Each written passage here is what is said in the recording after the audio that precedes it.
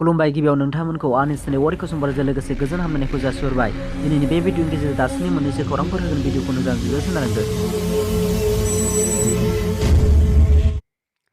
1996 मायथाइयाव बर' आरो मुस्लिम आरो आदिबासीनि गेजेराव जानाय हारियारि दाङाबाजियाव खहा जानाय सुबुंफोरा धर्ना होदों।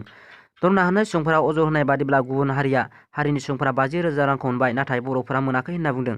बेखायनो आसामनि गिबि मन्थ्रिनिसिम खावलायहरदों 50,000 रांखौ होनो थाखाय। चिरां आरो क'क्राझारनि 4,000 रांनि बारा नखर सोरखारनिफ्राय मोनासै होनना अजद होदों। गिबियाव कंग्रेस सोरखार दंमोन, नाथाय बै समनि सोरखारा जेबो खालामना होआसै। बिनि उनाव बिजेपि सोरखारा फैबाय, नाथाय सर्बानन्द सन'वालनि सोरखाराबो जेबो खालामना होआसै। बेखायनो दानि हिमन्त बिश्व शर्मानि सोरखारखौ मोननो गोनां रांखौ होनो दाबि दैखांदों।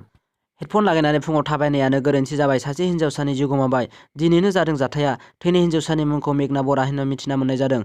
हेडफन लानानै सिलागा नगर रेल लामानि खाथिजों थाबायलांदोंमोन। बेनि गेजेरावनो रेल लामानि सायावबो थांदोंमोन। बे समावनो उल्था फारसेनिफ्राय फैनाय रेलआ मेघनानि साजों थाङो। खोमायाव हेडफन लानाय रेलआ फैनायखौ मिथियासै होनना सन्देह खालामनाय। बार बन्दनि नैथि सान। गोबां जायगायाव बन्दनि बांसिन गोहोम गोग्लैनाय नुनो मोन्दों। गोबां जायगायावनो रेल लामा खोबथेदों, मावखुलिनि मोखाङाव धर्ना बायदिफोर होदों। मोदी सरकारनि बेरेखा दिनै नैथि सान, आवबो गिबि साननि बायदियैनो हाबाफारि लादों। ट्रेड इउनियनआ मिरु सोरखारनि खान्थि बेरेखा साननै बन्द फोसावदोंमोन। बे भारत बन्दनि गोहोमआ हादरनि गुबुन गुबुन रायजोफोरखौ लोगोसे आसामावबो गोबां गोहोम खोख्लैनायखौ नुनो मोन्दों। नोंथांमोना आंनि भिडिअखौ नायना मोजां मोनदोंबा लाइक आरो साबस्क्राइब खालाम, मानोना आं गोदान भिडिअ लाबोबाय थानो नाजागोन।